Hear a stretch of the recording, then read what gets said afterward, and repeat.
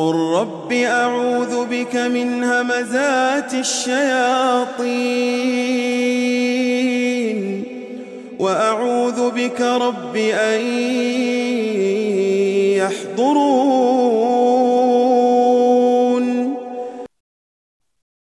A'udzubillahi minasyaitonirrajim. Bismillahirrahmanirrahim. Assalamualaikum, salam sejahtera. Welcome back to my channel. Terima kasih telah sudi subscribe, like, share, komen video Abel. Abel doakan kita semua dipanjangkan umur, dimurahkan rezeki dan diberi kejayaan dan keberkatan hiduplah di dunia dan di akhirat, insya-Allah. Siapa yang belum subscribe lagi boleh tekan button subscribe agar tidak terlepas cerita-cerita menarik daripada Abel. Okey, cerita Abel nak cerita hari ni kisah 5 komando, kisah seram yang berlaku kepada Sarjan Ali. Sarjan Ali ni dia bertugas dalam unit komando tahun 80-an lagi. Jadi tahun 80-an dengan sekarang ni kira-kira 40 tahun lah, 40 lebih lah kot. Dan masa ni Sarjan Ali ni umur dia 20-an lagi, dia dapat kira berjaya lah untuk diserak ke dalam unit komando. Kalau cerita unit komando tentera ni, memang dia orang ni sangat hebat lah, sangat hebat dengan hutan dan banyak ilmu yang dia orang pelajari. Dan komando ni kalau dia duduk dalam hutan ni, selagi ada binatang yang hidup ataupun selagi ada binatang yang merayap ke, binatang yang berjalan ke, dia boleh hidup. Selagi ada binatang-binatang ni, dia boleh cari makan, orang panggil lah. Sarjan Ali ni dia diberi arahan, mendapat arahan untuk melaksanakan satu latihan tentera, satu latihan komando di sebuah hutan di Gerik, Perak. Latihan dia ni dia kena berjalan sejauh 10 km dalam masa 4 hari. Jadi bila dengan 10 km, alah dekat 10 km kan, tapi sini 10 km ni dalam masa 4 hari ni dalam hutan tebal, hutan yang tak pernah orang masuk. Dia masuk pun menggunakan heli. Jadi heli turunkan 10 anggota komando ni, dan 10 orang ni dipecahkan kepada 2 grup lah. Dan Sarjan Ali satu grup pertama, dan satu lagi adalah grup kedua lah. Jadi mereka ni dibekalkan dengan senjata, dibekalkan dengan ransom, pack makanan, disediakan dengan kompas, dengan peta. Dalam 5 orang grup Sarjan Ali ni ada 2 kompas lah, mana dia 2 orang pegang kompas dan ada 1 peta, dan masing-masing ni kena pakai full loring lah, baju loring, seluar loring apa semua, loring lengkap lah panggil, baju nombor 5 dalam tentera. Dan masa ni si Sarjan Ali ni dia kata first time dia kena latihan dalam hutan yang tak pernah orang lalu, tak pernah orang masuk. Dia kata mula-mula teruja jugalah, tapi bila hari kedua yang dia alami peristiwa seram ni, dia rasa macam itulah pengalaman yang dia tak boleh lupakan daripada dulu sampailah sekarang ni, umur dia dah 60 lebih ni, dia masih ingat peristiwa seram ni lah. Ceritanya perjalanan mereka 5 orang anggota komando ni redah lah dengan hutan tebal, redah dengan duri. Kebanyakan jalan yang dia lalu ni, dia ikut laluan denai-denai ataupun laluan-laluan haiwan atau binatang. Maknanya kalau kita masuk dalam hutan ni, kita akan nampak lah, kadang-kadang kalau kita perhati atau kita masuk hutan tebal ni, kalau kita nampak satu lorong kecil ke lorong besar ke, biasa lorong kecil lah, lorong besar saya tak pernah jumpa lagi. Lorong kecil ni kadang-kadang tinggi paras pinggang, ada kadang-kadang ada yang paras lutut, ada yang paras dada pun ada. Maknanya laluan ni merupakan laluan binatang. Jadi Sarjan Ali ni dia menggunakan laluan binatang ni untuk sampai ke lokasi yang tepat jurulatih dia tetapkan lah. Dalam satu peta ni, jurulatih dia dah tanda dah, dia kena sampai kat sini hari ke-5 pukul 10 pagi. Jadi pukul 10 pagi ni dia orang dah kena terpacak dah dekat lokasi yang ditetapkan ni.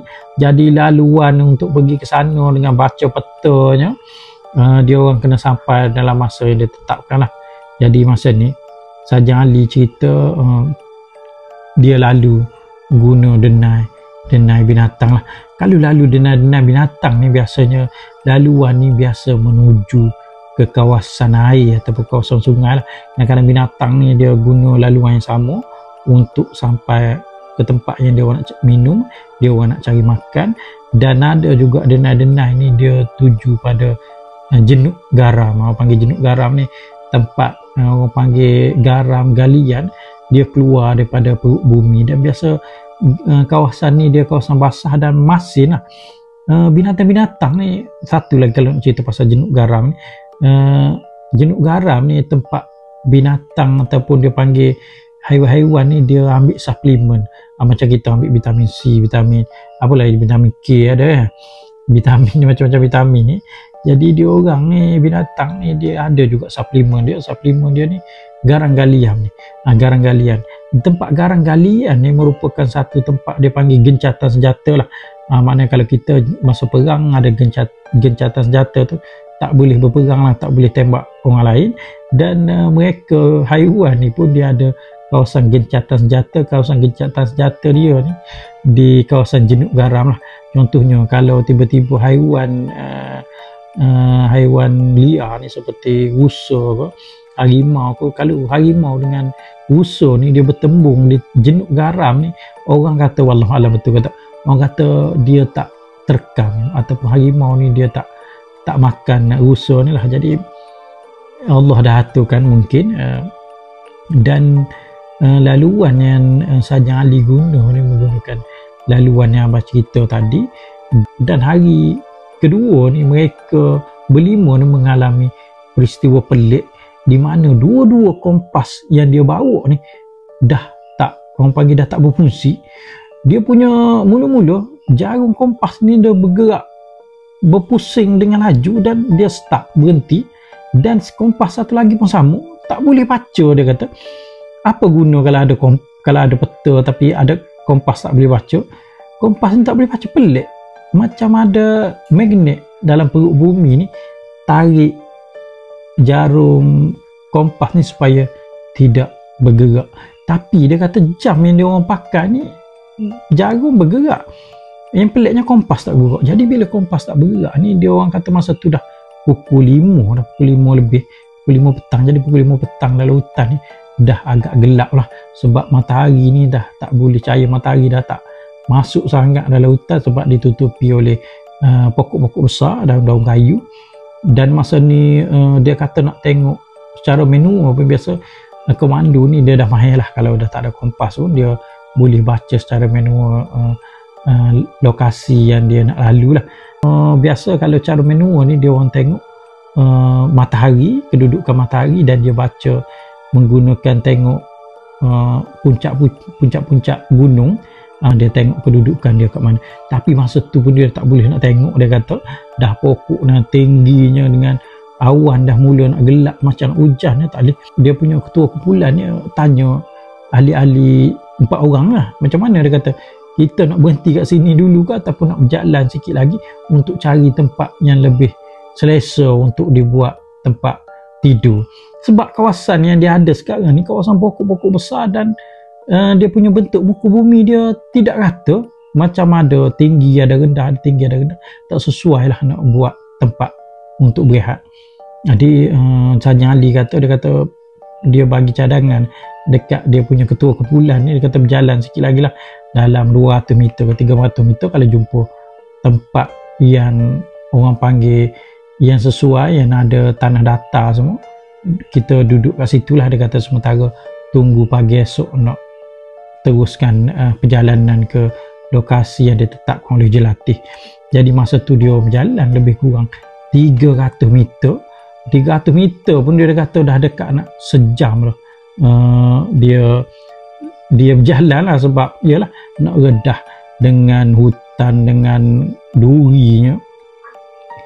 Jadi sampailah di satu tempat ni dia kata memang sesuai, tempat datar dan ada anak sungai. Ada batu kecil, ada batu besar. Memang kawasan ni agak cantik. Dia kata kawasan yang dia jumpa ni agak cantik, memang sesuai untuk dijadikan tempat untuk menghilangkan penat, untuk berehat. Dia kata tempat ni selamat untuk dia orang bermalam pada malam tu. Tapi dia tak tahu masa tu Saja Ali ni dia ambil pokok-pokok yang renek, dia patahkan pokok renek, dia sapu tanah tempat dia nak buat tempat tidur lah. Dia sapu, dia buat penyapu, mana dia batang kayu, batang pokok renek ni yang banyak daun ni dia jadikan sebagai penyapu. Dia sapu. Yalah, kadang-kadang bawah daun-daun kayu ni ada ular kapak, kadang-kadang ada kala jengking, kadang-kadang ada lipan. Jadi masa tengah dia sapu-sapu ni, dia rasa macam ada benda nak perhati. Masa tu dah pukul 6 lebih, macam ada benda duduk perhati kat dia, tapi dia buat tak tahu dan dia tak bagi tahu pun pada member dia yang 4 orang lah. Siap sapu semua. Dia kata dia tidurnya beralaskan alas tidur. Dia kata dia tak bawa hemok, tapi ada member dia 2 orang ni gantung hemok dekat pokok lah. Ada yang bawa hemok tidur dekat hemok, dan yang tak bawa hemok, biasalah komando ni dia ada 2 cara kebanyakan lah. Ada yang tidur pakai hemok, ada yang pakai tidur atas tanah lah. Jadi masa ni dia buat macam bulatan. Jadi maknanya ada bulatan lah, 5 orang ni buat bulatan untuk tidur di kawasan tersebut. Jadi dah siap dah semua tempat tidur masing-masing ni. Jadi lepas maghrib tu dah sembahyang maghrib semua, masak semua. Masa ni lah nak berehat, nak berborak apa semua. Masa ni lah juga Saja Ali ni rasa tubuh dia penat sangat. Dia kata aku tunggulah, dia kata dalam pukul 4 pagi ke 5 pagi kan dia nak bangun sembahyang isyak. Dia kata dia memang tak larat dah nak ambil air sembahyang, tak larat dah nak sembahyang isyak. Masa tu baru pukul 9 lebih, masing-masing ni dah masuk tempat tidur masing-masing. Ada dia dengar dah berdengkur dah, dan dia balik kiri balik kanan. Dia tak lena nak tidur. Dia rasa macam nak kata seram pun ada. Dia kata nak rasa macam ada orang perhatikan dia pun. Dia rasa dia tengoklah kiri kanan. Biasa komando dia tidur ni, dia peluk dia punya senjata dia lah, M16 dia. Masa tu lah tiba-tiba angin kuat datang ke arah kemah mereka ni. Dan masa ni dia dah risau. Bukan dia risau lah, kawan-kawan dia pun risau, takut kalau angin kuat ni takut pokok tumbang, dan satu lagi takut ranting atau dahan pokok ni jatuh. Walaupun dahan tu kita nampak kecil, kalau tempat tinggi dia jatuh, kalau kena kita ni boleh mencederakan kita jugalah. Masa tu juga tiba-tiba terdengar suara ni macam ada orang menjerit. Dia kata tak tahulah nak kata orang menjerit tak macam orang menjerit, nak kata macam angin kuat yang bunyi macam tu pun ada, nak kata ke bunyi dia panggil apa, sangkakala ke apa yang orang tiup zaman dulu kan. Orang tiup tanduk kerbau yang besar, tanduk kerbau jantan tu, dia tiup untuk bagi tahu ada kecemasan ke, ada bah besar ke, ada peperangan kan. Dia tiup benda tu. Dia kata bunyi macam tiup benda tu pun ada. Jadi member dia yang tidur ni, yang dah tidur ni pun semua dah terbangun, masing-masing duduk dekat-dekat lah, macam duduk dekat-dekat, macam apa benda ni. Dia kata benda ni dia bunyi sebanyak 3 kali dalam masa 5 minit tu. 3 kali dia bunyi. Dia kata bunyi benda ni tak tahu, bunyi ni macam bunyi atas langit pun ada, bunyi di atas bukit pun ada. Dia orang tak tahu bunyi tu kat mana. Jadi dia punya ketua kumpulan kata mungkin ribut lah kot, sebab masa tu tengah ribut, mungkin ribut lah kot dengar benda ni, dia kata. Jadi dah tunggu benda tu dah 15 minit tak bunyi, masing-masing masuk ke tempat tidur masing-masing lah. Jadi Sarjan Ali ni dia ni dah lah dia bunyi benda tu, lepas tu dia rasa macam ada orang duduk perhatikan dia daripada tadi. Dia balik kiri, terbalik ke belah kanan, memang tak boleh tidur walaupun tubuh penat, walaupun badan mengantuk, walaupun tubuh mengantuk ni, mata mengantuk ni, dia tak boleh nak lelapkan badan. Dia kata mungkin kalau aku ambil sembahyang, kalau aku sembahyang isyak ni, mungkin lepas ni lena tidur kot. Jadi dia turun daripada kemah dia ni, dia perasan member-member dia ni 4 orang dah semua dah tidur. Jadi dia biasalah, kalau tentera ni memang kalau dia pergi mana-mana nak buang air ke apa, mesti senjata tu wajib berada dengan dia lah. Jadi masa tu senjata ni dia galas ada dekat bahagian belakang dia. Dekat bahagian belakang dia berjalan ke tempat air untuk ambil air wuduk. Jadi tempat ambil air wuduk sungai, anak sungai kecil dengan kemah yang dia buat ni tak jauh. Dia kata dalam 70 meter je tu, 70 meter dekat sangat lah kan. Tapi dalam hutan ni biasalah kalau 70 meter pun dengan gelap gelitanya, dengan orang panggil pokok-pokok dengan bunyi binatangnya, dia rasa macam seram sejuk juga lah kan kalau habis lah. Jadi Sarjan Ali ni kata dia ni agak berani, dia pergi komando lah, biasa komando kan. Dia pergi, dia ambil air semayang, basuh tangan kanan, basuh tangan kiri. Masa dia ambil air ni, basuh muka dia, dia dengar ada orang berdehem.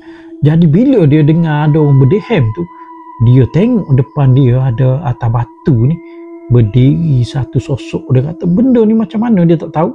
Kawasan gelap ni dia nampak macam benda tu, dia boleh nampak benda tu.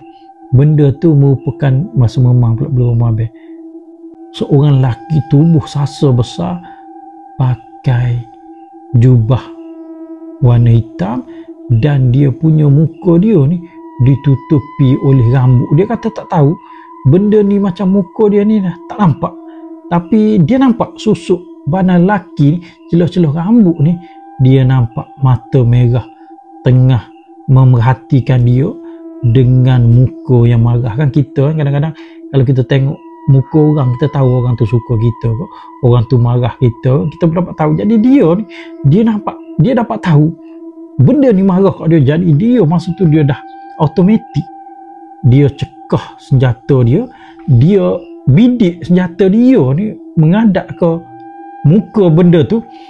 Automatik, dia kata dalam mulut dia ni automatik juga keluar. Dia kata kau siapa? Dia kata kau siapa? Aku tak kacau kau, kau jangan kacau aku, dia kata.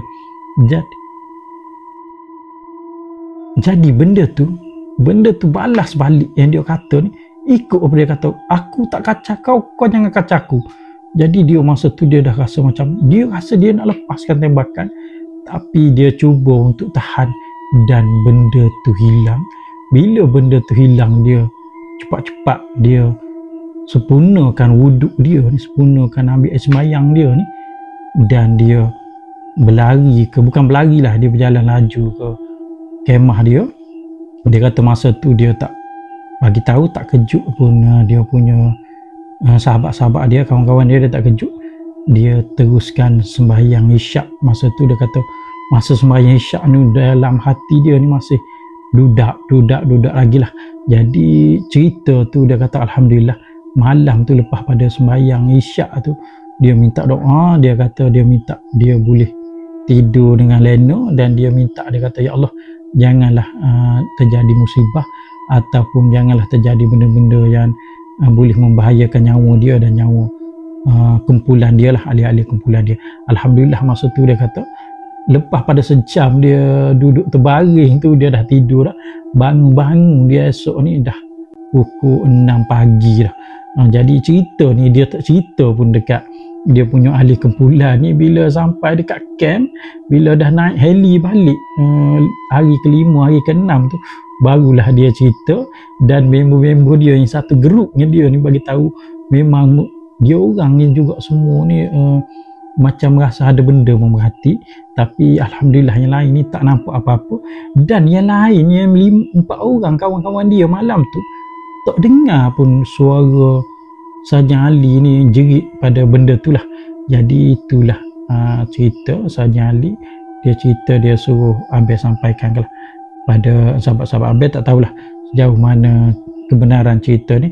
Anggaplah cerita ni sebagai hiburan kepada kita. Sekian, terima kasih.